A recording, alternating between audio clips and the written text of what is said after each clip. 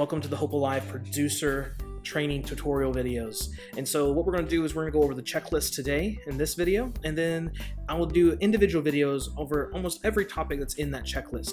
This checklist can be found either in the Hope Alive shared drive, or it can also be found laminated in the closet just above the computer. And it is double-sided, so there's a pre-service checklist, there's a during service checklist, and a post-service checklist. And so we're going to kind of go over those things in this video, and then we'll do individual videos of a Propresenter, Light Key, and Ecamm Live.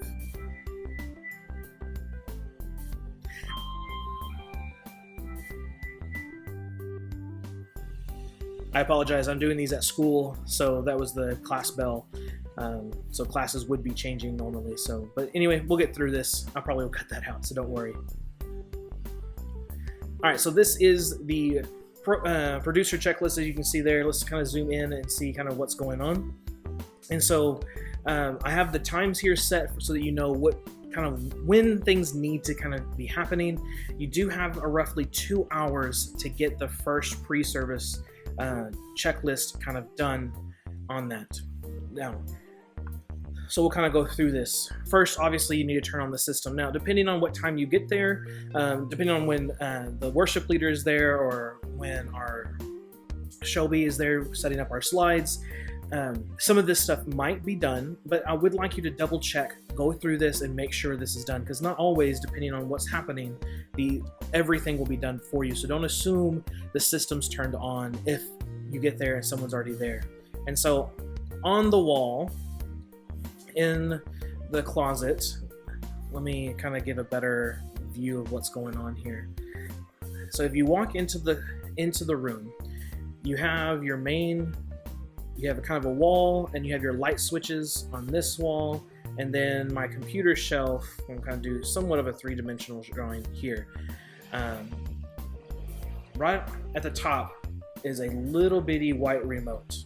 Okay, this little white remote is what's going to turn on the sound system for you and your lights. Okay, and so I'm going to kind of draw what this remote should look like. And so there are 6 buttons on this remote. Okay, and essentially you have 1, 2, 3. So there's 3. Basically, this is just an IR remote control that allows us to turn on outlets. And so I have our sound system plugged into these, so that way we don't have to reach behind the soundboard and turn things off individually or unplug it. So this kind of allows us to have a little bit more of ease of use. And one column will say on, and the other one, as you would guess, says off. And so I'm sorry for my drawing, but you kind of get the picture. And so channel number 3, there's nothing plugged into it. It's actually in the sound room, or in the closet on the shelf, not plugged into anything. So you push those buttons, nothing will happen. So we do need to do these in specific order, because if you do it in reverse order, when you turn on the soundboard incorrectly, I say incorrectly, if you do it in reverse order, it sends this initial electricity through the system, and if the amplifier's on, they'll display that sound, which is a loud pop. And you've heard this before, because sometimes I'll do this in reverse order. It doesn't typically damage the speakers or anything, but it's just annoying, if that kind of makes sense. So we need to turn these on in a specific order, and you turn them off in the opposite order. So when we turn things on, we're going to turn on channel 1 first. That's the soundboard and the lights. Turn that on, because that way it can turn on that initial shock without the amplifiers on. Then we'll turn on number 2. And so essentially what we'll do is we'll hit this button first, give it a second or 2, and then turn on this button.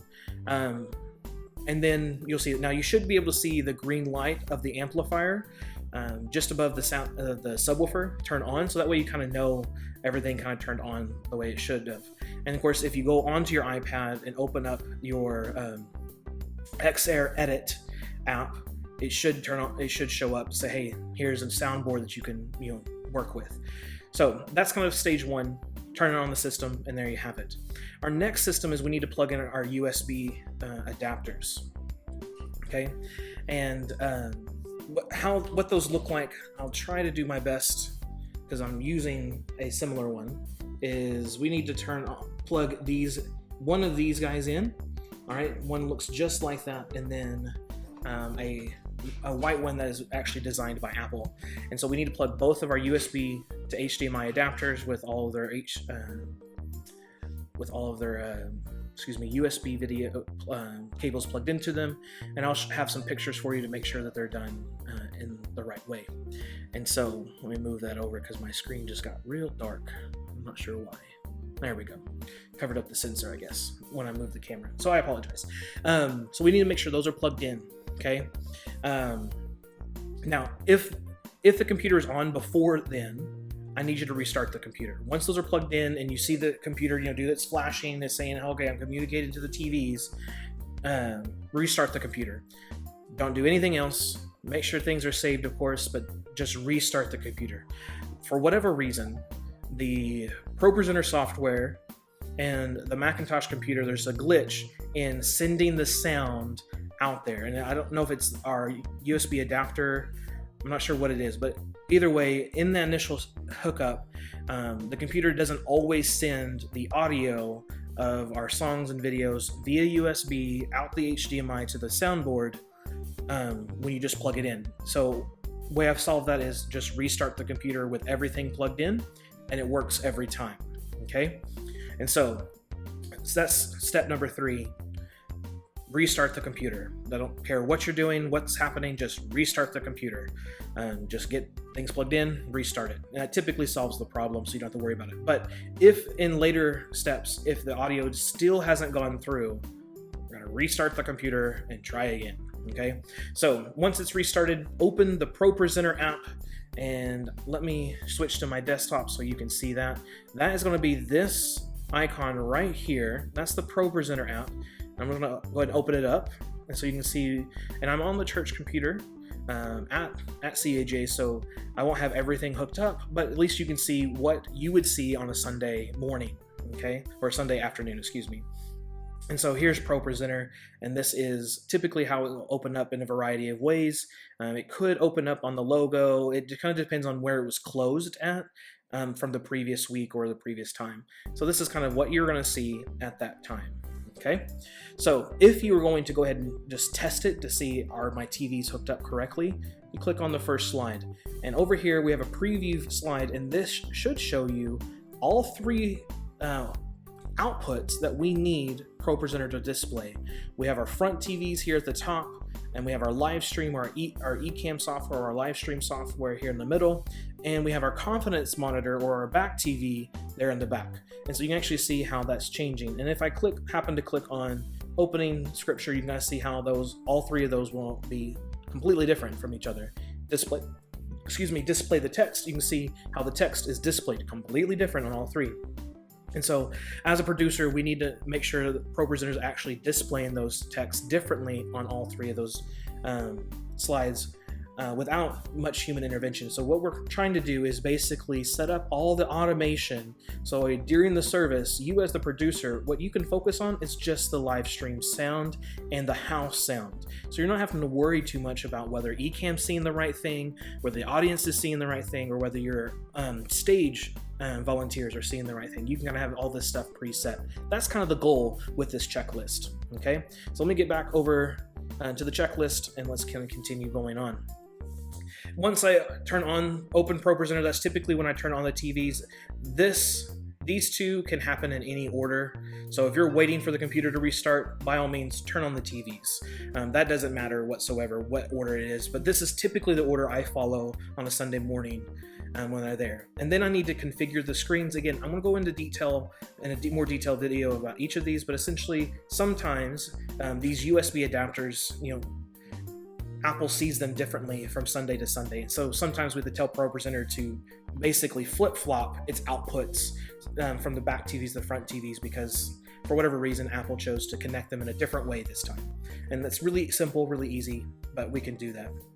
The next one, this is going to be the key step before practice starts, and that's to test the audio of our Propresenter. And so I'm going to open up Propresenter, and how I would do that typically is right here is use our countdown video. It's always there. It's always going to have audio in it, so we can actually select our countdown video, and you can see my Propresenter changed. Here's my audio being displayed. And so now you can't hear that right now because, again, I don't have it set up through the system, but we want to make sure that that is set up correctly. And again, I'm going to do a video. There's that bell again. I apologize. One more time. All right, so I apologize.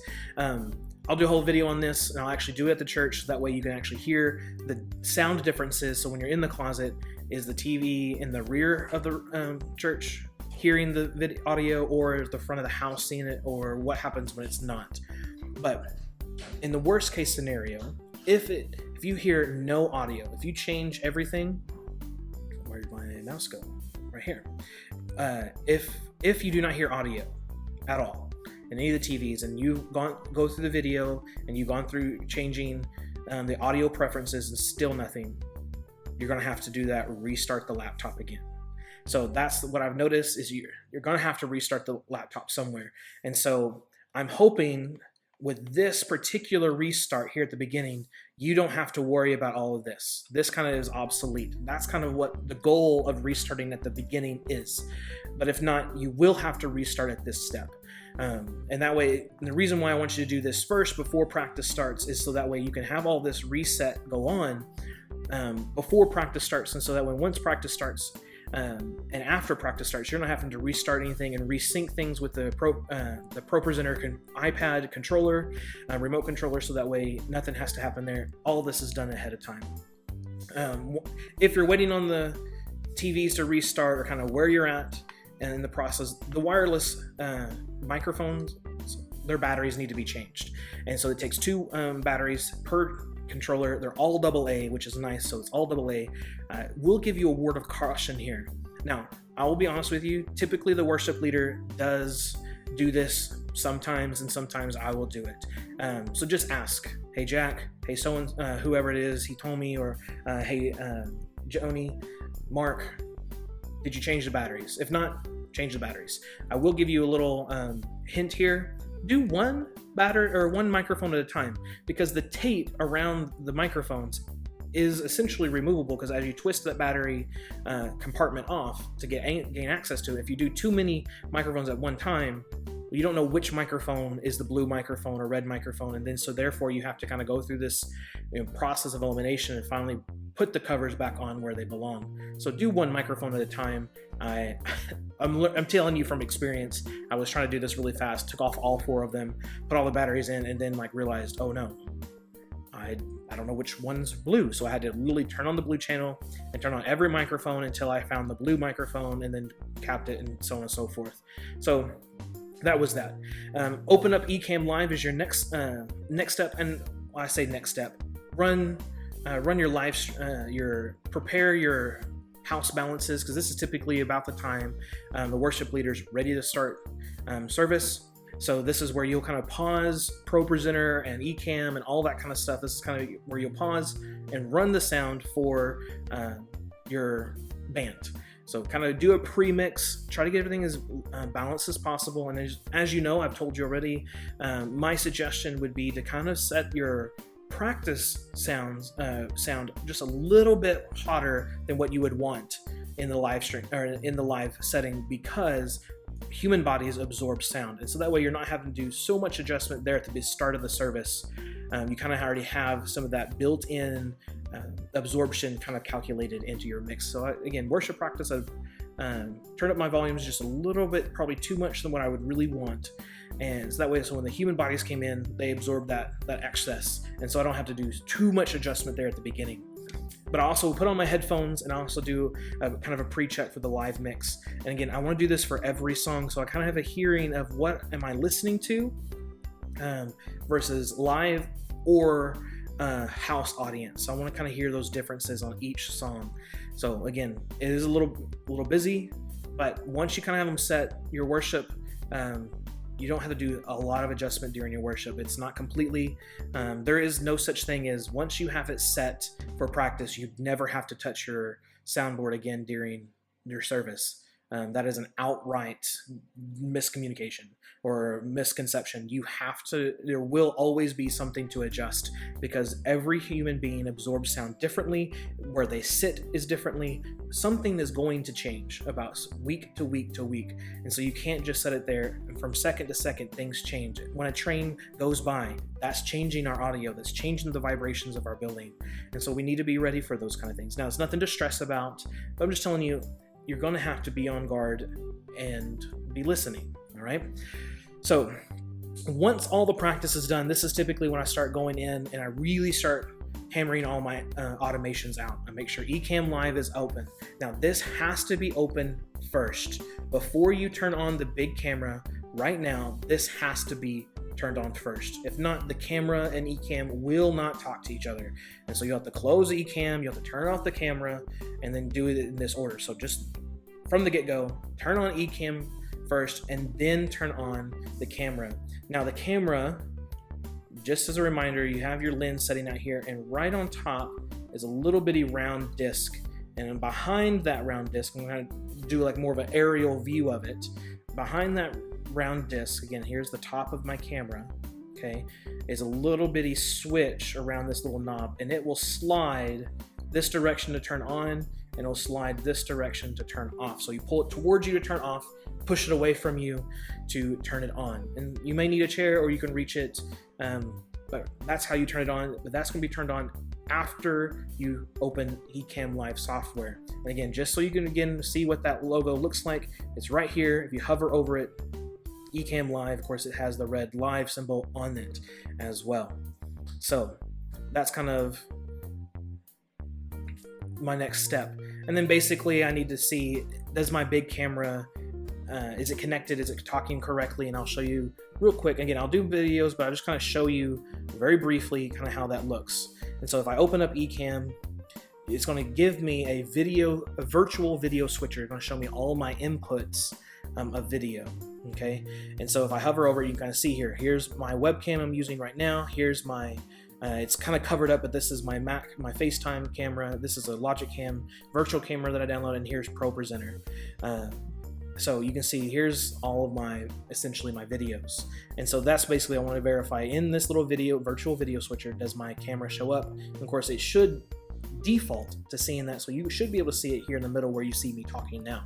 So you should be able to see that. Okay, so let's get back into this. So make sure that's happening. Now, our next step is going to be doing our audience looks, again, all that automation of Propresenter. And so basically what I want to do is I want to make sure all of my looks, and what I mean by looks is our audience looks.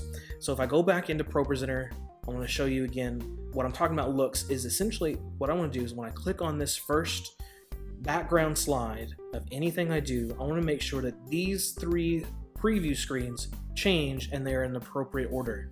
My front TV should have my background, and if I click on text, it should have my text, basically full screen. My live stream should have a gray box here at the bottom along with my text inside, and you should be able to see the HA logo. Okay, my back TVs or my confidence monitor, now that's going to change depending on what type of song we're doing, but essentially you're going to have white text on top and yellow text with a clock. Those 3 things should be seen there. So this is my audience look. Okay, and I'll go into more detail on how to assign those, how they're different, but essentially they're going to be different. If I, again, click on my logo, that's kind of how I start things. You can see my audience look is set up so that all 3 screens essentially are that picture full screen. So I need to go through and set them up, but there is some key things that need to be done in that time. So again, each slide, the first slide needs, the audience looks to be set to what I titled as slides. Each picture needs to be set to blank. Now, this preset will stay the course until it's changed. So if I only have one audience look in the entire Propresenter playlist, it will be that audience look the entire time, okay? But as soon as it's changed, it's then changed to that one, and it'll stay that way to the entire time till it changes again. Where we run into some of the automations, and I miss this too, is typically during the sermon, when our speaker uses a picture to kind of help drive his point through or have a visual aid, we have our picture changed to blank in our audience look. So that way we can see the picture and we don't need that gray box down there because there's no text. So we change it to blank. Where I tend to forget, and I keep reminding myself, and that's why I also created this checklist, is immediately after that picture, if there's text there, I need to say on that text, change audience look to slides. Because if not, as soon as I click on that, my text in Ecamm, I'll show you kind of a preview. Okay, so if I happen to click on, so it should look like this, But if I happen to go in here and I'll show you what blank would look like, you can see Ecamm text is now full screen, okay? And so if that's the case, I can come over here to Ecamm and add in my Propresenter. Now you can see the text is in the middle of the video. So that's not what we want. So let's go back to Propresenter real fast. And again, I'll do a tutorial video on how to change that so you don't have to watch very carefully. But I can quickly change, and it's now the lower third, so now the text is not in the primary focus of our video. So that's kind of what I'm talking about there. After a picture, we want to make sure that is changed, so our text is not in the middle. And it's an easy change if we forget, but just kind of keep that in the back of your mind. We need to set our stage displays. So again, I'll do a whole video on how all this is done, but we need to set our stage display. So during the songs, our stage display for our confidence monitor, for our audience, for our stage volunteers, they need to be set to what they need to see. So if they're singing, it needs to be set to songs. If we're at the very beginning, set it to starting, or during the announcement, set it to starting as well, because it basically makes the audience screen full screen for our volunteers, so they can see exactly what the audience is seeing, because typically there's no text, it's typically pictures then, and so that way they can see those pictures as well, so they're given those announcements they can see. Then we need to set our lights to our slide backgrounds in Light Key app. I'll do a whole tutorial video. This is new. We have been using the app on the iPad called Luminaire. We are no longer using that app. We are now using an app called Light Key. And let me go to the back to my desktop so you can see it. And that's this disco ball here, and I'll open it up so you can kind of see what it looks like when you open it. And so here's Light Key, and you can see here at the bottom, I haven't deleted the demos or anything, but here you can see Light Key project, and you can see the HA.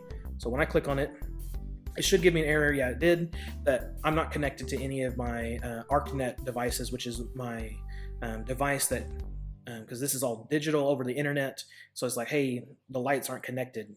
Of course they're not, because I'm at CAJ. I'm not at the church. But essentially, here are my stage, and so you can see here's kind of what I had set for last week. Here's my song, so you can see how my lights are changing. And here's my logo. I was messing around in, but here's essentially is where the beginning of our logo. But we'll go through, I'll show you how to make these presets. They're not very difficult at all, but it is an extra step in how to get those things to communicate. But I do need to set my stage display, and newly I can actually have Propresenter change. And so you can kind of see right here, let me set Light Key up because it's not set up right now correctly. And it may not work, just because again I'm not at the church, but when I click on this slide, that antenna right there is a communication. So Propresenter sends a signal to Light Key to say do something, turn something on. You can see it's called a MIDI note, and so I'll go through that how that means, but it should have changed Light Key, and it didn't because again I'm not set up at the church, but it should actually turn on the songs and actually change the lights. And so it will do that. I'll show you how to do that. I'll have to go to the church and make sure I can get all that set up for you. But Propresenter now, if we set it up correctly and they get all the automation, Propresenter will actually change our lights, change the background, change the view of our live stream and our audience and our background screens, all in with one click of the button. So it's quite nice to switch to that. All right, so most of that's going to be wrapped up. You could have a 10-minute break in between getting all this set up. Some weeks take longer, some weeks don't, and it kind of depends on the background of the songs that are selected to decide how many changes of lights do we need. Here in the last several weeks, we've been kind of choosing the same theme of background, so we don't have to change our stage lights as often. So sometimes you can set up only a couple of cues and be done, but sometimes you might have to change the lights so that you have the stage changing almost every song. But we'll kind of see how that goes, and you'll have to decide if and when that's appropriate. And so let me kind of move myself out of the way, and that way we can get these last couple of things in here. So roughly approximately 5 minutes before service starts, we need to set the Ecamm to webcam scene and start the live stream. So let me flip over to that real quick, just so you can see Ecamm, okay? And I have it on default screen right now, because that's kind of what we're gonna be set at for the main service. But for that 5-minute countdown, what I like to do is change to this webcam. And what it basically allows me to do, I'm gonna flip it over here. And let me change Propresenter to the video, so you kind of see what Ecamm kind of does differently now. Pretend like what you can see right now with me is the webcam in the back screen, so you can see people kind of standing around talking, and then you have your video in the background. This is kind of where I like to start our Hope Alive live stream, and then when we're ready to go, I like to then we switch it back to default screen, and let me end that video. And so it goes back here, and so now you can see I'm back to the main view with Propresenter there at the bottom lower thirds. And so that's kind of the two scenes. It is not crucial to do the webcam view. If you want to leave it on the default screen, by all means leave it on the default screen and just let our live stream display the entire 5-minute video that Daniel put together for us. So, which is totally fine, because it's a great video that he put together, so let them see what that looks like. All right, so that's pretty much the whole pre-service checklist. That's kind of everything that we need to do before 3 o'clock. And believe it or not, that's where bulk of our work comes in to get all that automation going. And so we'll kind of go on. Oh, I did forget, I see it here, Ecamm live microphone needs to be set up to, it's called USB codec, and it probably will not show up again, like I said, because it doesn't show up as an audio device. Apologize. It doesn't show up as an audio device here because, again, it's not plugged in. I'm not at the church. But as you can see here in the sound levels, I can just click on right now Propresenter microphone, and I can change it to whatever microphone I'm currently using. And so you can see how it's changing. We just need to make sure it's set that. Sometimes it defaults, you don't have to touch this. Sometimes, depending on when the MacBook is plugged in, it may default to the MacBook Pro microphone. So just double check, make sure that it's set to the right microphone. But for the most part, that's it. During service, we have a much shorter list, and of course, at the end of service, it's basically turn everything off. So, which is nice. So during service, typically from 3 to 4:15 approximately, somewhere in there.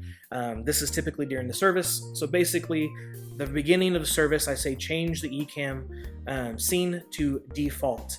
That's if you actually did do the webcam scene first. If you didn't do webcam scene and you just stayed on default, obviously skip this step. Basically, right at 3 o'clock or just before, you need to unmute all the mics and instruments, so that way when the band is ready to start, as soon as that countdown is ended, they can start speaking and you can hear them in the house and on the live stream. Then basically what you're going to do is kind of walk around. Make sure you walk around the room. Go to the rear of the room, actually listen to the sound there. Stay where you're at there, just inside the closet or just before the closet. Just walk around the room and make sure the house sound, you can hear all the people singing, you can hear all the instruments, it's all well balanced. You don't hear one instrument over the other, you don't hear one vocal over the other. And same thing with the live stream mixes. Do the same thing. Each song, try to move around and actually hear each song as it's playing around. I'll give you an example of why, especially for each song. Jack likes, he has an overdrive pedal that he likes to turn on for his guitar. It kind of gives it more of that electric guitar sound because he's playing an acoustic. But when he turns it on, it also boosts the audio of the acoustic. And so when he flips that pedal, it quickly overpowers all the instruments on the live stream. You don't really notice it much in the house, but on the live stream, it's very evident. And so I have to go in there really quickly and turn down his guitar because it's typically overpowering everything, even the vocals. So make sure, just kind of, again, keep an eye on your audio so you can kind of hear those things. I will also make a note here. I've noticed on Facebook Live, it tends to really highlight the vocals. And so when you're watching Facebook, it kind of seems like our instruments are real quiet. And even though in my headphones, I'm like, oh, everything's well balanced, I can hear everything. You know, the instruments aren't too quiet, but they're not overpowering. I've noticed, even when I feel like I have a really good mix, Facebook really highlights the vocal frequencies in their software. So what I've been doing now is actually boosting my instruments to where they are actually kind of overpowering the vocals just slightly, to where I'm like, oh, that's kind of unfair. But as soon as I go back to Facebook, they're set right, right? So changing your stage lights throughout the scene, if it's all programmed correctly, you don't have to do this.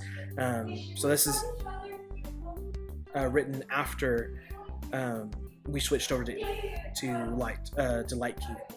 Again, periodically check the Ecamm software. Make sure that the text is in the lower thirds, in the lower part of the Ecamm preview, and you can do that in one of two ways. You can either look at Ecamm itself, or you can look at Propresenter. Let me move myself one more time, and you can see again those three previews, and make sure the text is not in the middle of the middle, if that makes sense. Let me get back to my checklist, and basically make sure the back TV is showing what they need to see. Okay. All right, and at the end of the service, basically, it's turning everything off again. Do it in a very specific order. Again, here's my remote control. Here you can see that I want to turn off number 2 first, and then number 1. All right. I will say one change that needs to be made to this, and that's depending on classes. Ask one of the staff members if they need the technology for their classes, because just as an example, last week we were doing our parenting class. I didn't know we needed the technology, didn't know we needed the TVs and stuff on, and so I turned everything off, put all the iPads away, and was ready for class. And then they're like, "Oh, we need the TVs," so I had to quickly turn on everything and get it up, which is no big deal. It doesn't take very long, but it's just nice if you ask those people, or ask the leaders of the classes, do you need the technology in the sanctuary? So just make sure you ask that. For the most part, that's it. All right, that's kind of what we do. It looks like a lot. It is a lot.